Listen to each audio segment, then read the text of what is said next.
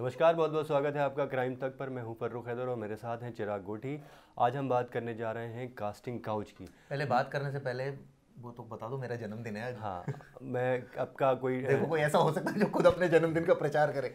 मैं टॉपिक की शुरुआत करूं, लेकिन उससे पहले अपने दर्शकों को बता दूं कि हाँ। आज हमारे साथी चिराग गोठी जी का जन्मदिन है और ये आज बिल्कुल 20 साल के हो गए हैं। मतलब 20 में 20 और ऐड कर लीजिए, 40 साल का हो गया हूँ। उम्र बता रहा हूँ बिल्कुल, और एक्यूरेट उम्र है। मतलब इसमें कोई ये नहीं कि कोई दस्तावेजों से छेड़छाड़ किसी तरह की नहीं। और मतलब मैं 40 साल जीवन के कंप्लीट कर चुका हूँ। और wish me very happy birthday I think. और आज जो भी लोग दिल्ली में रहते हैं, मैं उनको बता दूं कि आज रात 8 बजे पार्टी है। लोकेशन क्या है ये नहीं बताऊंगा मैं आपको, लेकिन पार्टी है। चलिए, खैर, खैर खबर हम पर लोग आते हैं। मुद्दे पे आते हैं। मुंबई में कास्टिंग काउच का एक मामला सामने आया है। क्राइम पेट्रोल जैसी जो क्राइम सीरीज़ है उसमें काम कर चुकी एक लड़की, या कहना चाहिए कि उसमें जो काम करती हैं उसमें एक एक्ट्रेस है, उनके साथ कास्टिंग काउच का मामला सामने आया है। नॉर्मली क्या होता है कि जो टीवी के सीरियल्स होते हैं या फिल्में होती हैं उनके लिए कास्टिंग डायरेक्टर होते हैं। वो रिक्वायरमेंट के हिसाब से फीमेल या मेल या उनकी एज क्या है उस हिसाब से वो कास्टिंग करते हैं। और कई बार क्या होता है कि बहुत सारे लोग उनको अप्रोच करते हैं कि उन्हें फलाने रोल के लिए ले लीजिए, फलाने रोल के लिए ले लीजिए। तो वो उनको उनकी मतलब रिक्वायरमेंट के हिसाब से सिलेक्ट करते हैं। और इन जो सिलेक्शन होता है इस बीच जो कुछ कास्टिंग डायरेक्टर ऐसे होते हैं जो सामने वाले की मजबूरी का फ़ायदा उठाते हैं। और ऐसा ही एक मामला आया है।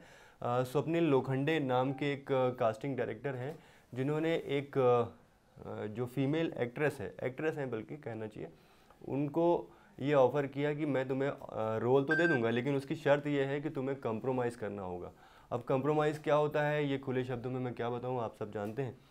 तो उन्होंने इसकी शिकायत मुंबई में एक पुलिस थाने में कराई, जिसके बाद उनकी गिरफ्तारी हो गई है। लेकिन सवाल ये है चिराग भाई कि ये कास्टिंग काउच के मामले पहले बहुत आते थे, लेकिन जो फिल्म उद्योग से जुड़े हुए संगठन हैं उन्होंने एक संगठन तैयार किया जिससे ये सुनिश्चित किया कि अब फिल्मों में जो एंट्री कर रहे हैं लोग उनके साथ कास्टिंग काउच की घटनाएं ना हो।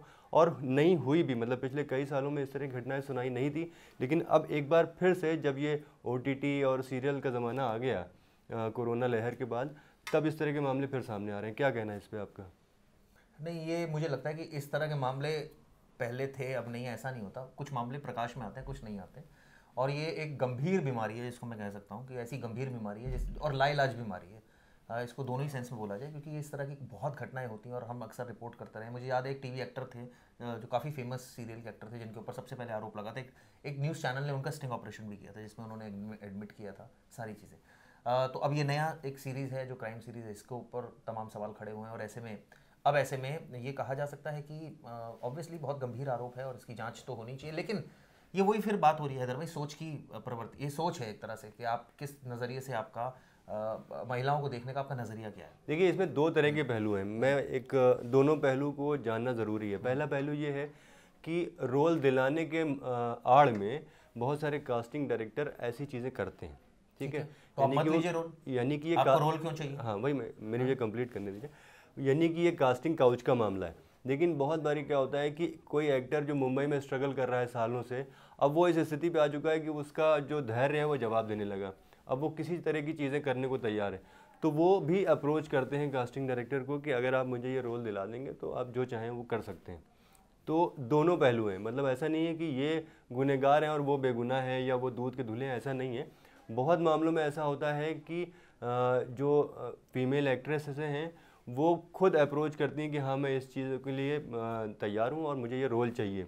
और बहुत से मामलों में ऐसा होता है कि रोल देने के एवज़ में वो सामने वाला कंप्रोमाइज़ करने के लिए फोर्स करता है। तो दोनों तरह के पहलू, मतलब ऐसा नहीं है कि किसी एक को दोषी ठहराया जाए। नहीं, बात ये है कि पहले तो आपको रोल चाहिए, ठीक है, आप मेरिट पर भी हैं और आपको रोल नहीं मिल रहा है, तो फिर आप क्या कॉम्प्रोमाइज़ करेंगे? सवाल ये उठता है। दूसरा, अगर आप मौका देंगे तो वो तो ऑब्वियसली अवसर जो है वो अगर उसको मिलेगा तो वो तो उसको अपॉर्चुनिटी की तरह देखेगा, तो वो आपको नहीं करना है, पहली बात। दूसरी बात, सवाल ये है कि अब कंपटीशन इतना ज़्यादा कट थ्रॉट है कि हर कोई आगे निकलना चाहता है, हर कोई चाहता है कि वो लाइमलाइट में है, तो अब वो समझौता करने के लिए तैयार हो गए हैं। नहीं तो पहले समझौता जो है वो काफ़ी, ये पर्सन टू पर्सन भी डिपेंड करता है। कई लोग नहीं करते, कई लोग करते हैं, तो इट्स लाइक दिस।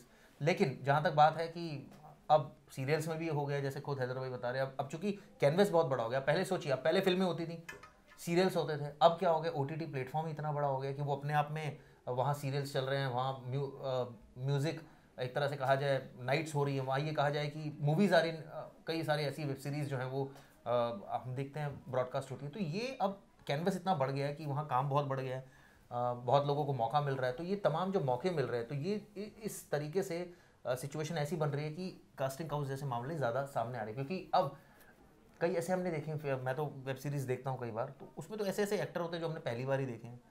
तो अच्छा, मौका मिल रहा है सबको। जहाँ तक वेब सीरीज़ की बात छिड़ी है, तो मैं दर्शकों को आज ये भी बता दूं कि इनके जन्मदिन के उपलक्ष्य में कि आप इन्हें एक वेब सीरीज़ में भी देख सकते हैं। उसका नाम आप बताएंगे या मैं बताऊं?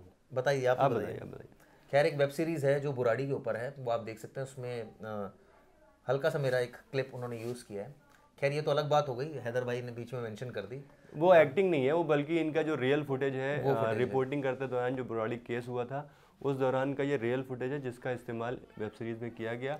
और वो एक बार नहीं किया बल्कि कई बार किया गया, और उसमें ये आपको दिखाई देंगे। लेकिन मैं कास्टिंग काउच का शिकार नहीं हुआ ये मैं आपको बता दूं। मतलब कहने का मतलब हैदर भाई का यही था कि अब प्लेटफॉर्म बहुत ज़्यादा हो गए हैं, और ऐसा नहीं है कि अब सिर्फ आप मूवीज़ में अगर आते हैं तो आपको स्ट्रगल करना है। अब तो जो स्टार किड्स हैं वो खुद वेब सीरीज़ में आ रहे हैं, यानी कि अब उनको भी लगने लगा है कि वहाँ मौका ज़्यादा है और वहाँ अगर नहीं होने। अब तो इनफैक्ट OTT प्लेटफॉर्म से मैं देख रहा था कि सीरियल्स भी आना शुरू हो गए। तो ये एक इस वजह से जो है काम बहुत ज़्यादा मिलने लगा है, और काम कई ऐसे स्ट्रगलिंग एक्टर्स थे जो पहले स्ट्रगलिंग ही रह जाते थे, अब वो स्ट्रगलिंग नहीं रह गए। अब ऑब्वियसली वो काम कर रहे हैं, अब दूसरी खेप आ रही है, वो स्ट्रगलिंग में कन्वर्ट हो रही है। तो इस वजह से ये सिचुएशन क्रिएट हो रही है, और ऑब्वियसली ये चीज़ रुकनी चाहिए। कंप्लेंट होती है तो एक्शन भी होता है, ऐसी बात नहीं है। लेकिन वो जो कहते हैं ना, ये लाइलाज बीमारी है, इसका कोई इलाज होना चाहिए। सोच की बात है जहाँ तक मुझे समझ में आती है। तो बहरहाल आज के इस टॉपिक पे इतना ही। हम कल फिर हाजिर होंगे एक नए टॉपिक के साथ। तब तक के लिए नमस्कार। थैंक यू दोस्तों। कितनी देर का है?